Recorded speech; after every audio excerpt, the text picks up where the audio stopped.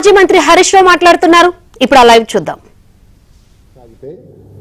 సాగునీటికే కాదు పలు జిల్లాల్లో త్రాగునీటికి కూడా ఇబ్బంది కలిగేటువంటి అవకాశం ఉంది.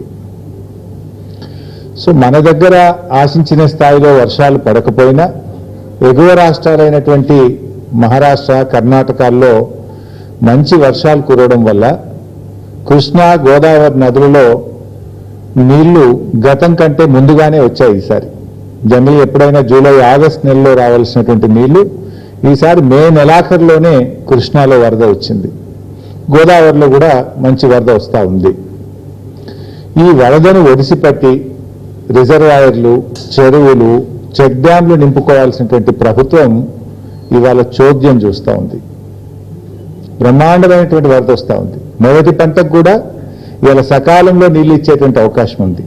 జనరల్ ఎప్పుడైనా మనకేమైందంటే కృష్ణాలో జూలై, ఆగస్టులో నీళ్లు రావడం వల్ల మొదటి పంట పోతుంది, కేవలం రెండవ పంటకు మాత్రమే నీళ్లు ఇస్తూ ఉంటాం. కానీ ఈసారి మే నెలాఖరులోనే నీళ్లు వచ్చినాయి. ఇవాళ మొదటి పంటకు, రెండవ పంటకు కాలం కాకపోయినా, వర్షాలు పడకపోయినా, ఎగువ రాష్ట్రాల్లో కురిసిన వర్షాల వల్ల కృష్ణా, గోదావరిలో వస్తున్నటువంటి వరద నీళ్లను ఒడిసి పట్టుకుంటే రెండు పంటలకు నీళ్ళు ఇచ్చేటువంటి అవకాశం ఉంది.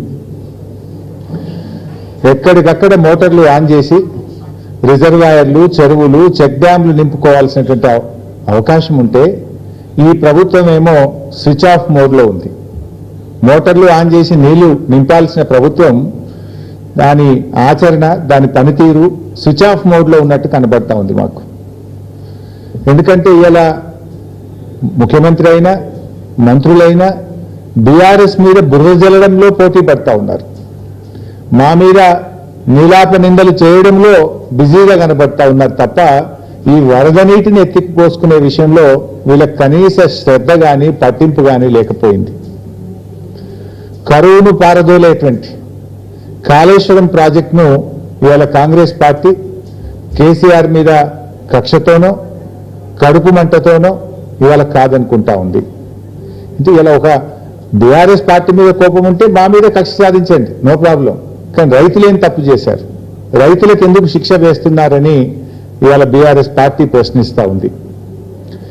నీళ్ల విలువ తెలిసిన వాళ్ళు ముఖ్యమంత్రిగా ఉంటే, నీళ్ల విలువ తెలిసిన వారు నాయకుడిగా ఉంటే ఆ నీళ్లు మలుపుకునే ప్రతి అవకాశాన్ని కూడా ఉపయోగించుకుంటారు.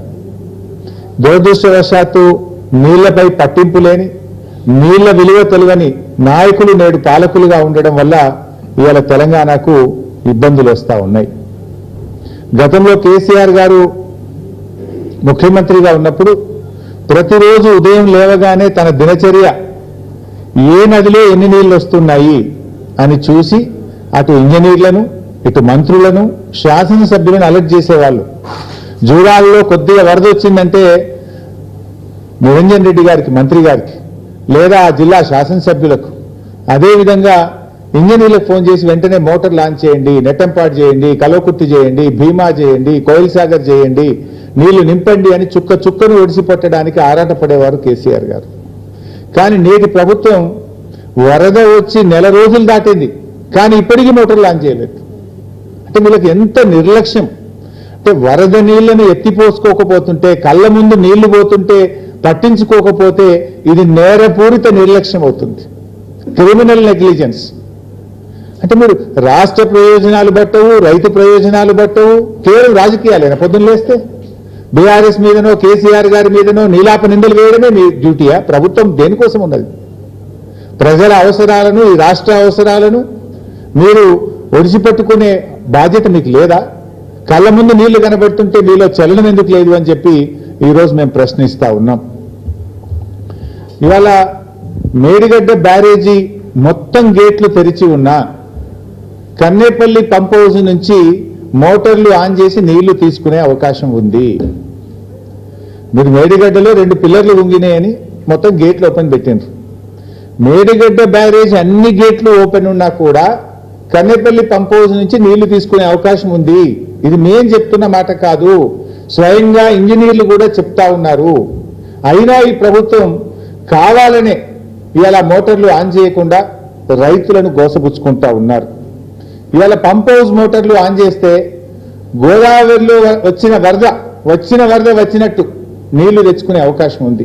కనేపల్లి పంప్ హౌస్ ఆన్ చేస్తే రోజుకు 2 టీఎంసీల నీళ్లను తెచ్చుకునేటువంటి అవకాశం ఉంది. ముఖ్యంగా కేసీఆర్ గారు చాలా ముందు చూపుతోంది. నది లేనటువంటి చోట